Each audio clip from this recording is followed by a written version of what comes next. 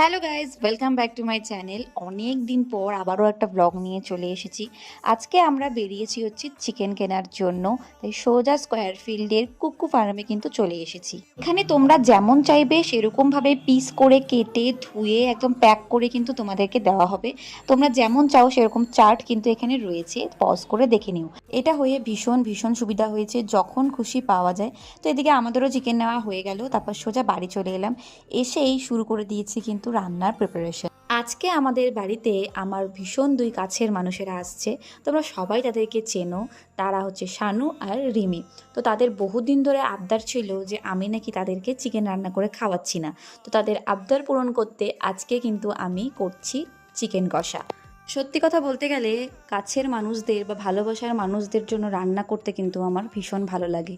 আমি নিজেও যেমন খেতে ভালোবাসি, আমি অন্যদের খাওয়াতেও ভালোবাসি। সবসময় চাই যে এইসব ভালোবাসার মানুষদের সাথে হেসে খেলেই যেন জীবনটা ভালোভাবে কেটে যায়। এদিকে রান্না করতে করতে আমার খিদে পেয়ে যাওয়ায় মা আমাকে এই জিনিসটা বানিয়ে দিয়েছিল। সেটা হচ্ছে সেদ্ধ আলু, মটর, ছোলা, বাদাম সব কিছু দিয়ে, তারপর সেও দিয়ে একটা দারুণ মিক্সচার। ভীষণ ভীষণ টেস্টি এটা। আজকের মেনু ছিল ফ্রাইড রাইস আর চিকেন কষা। তো মা এদিকে ফ্রাইড রাইসটা বসিয়ে দিয়েছে, আর আমার এদিকে চিকেন কিন্তু প্রায় কমপ্লিট। এদিকে ঘরে এসে দেখি এরাও চলে এসেছে আর গল্পও জুড়ে দিয়েছে। আর ওদিকে আমাদের রান্না একেবারে কমপ্লিট, গরম গরম ফ্রাইড রাইস আর চিকেন কষা। আজকের চিকেন কষাটা কিন্তু দারুণ হয়েছিল।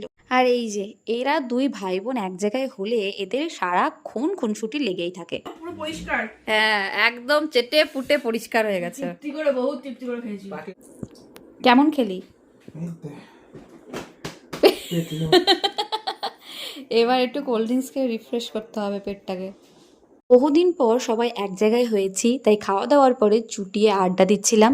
আর তোমাদের ভিডিওটা কেমন লাগলো সেটা কিন্তু আমাকে কমেন্ট করে অবশ্যই জানিও।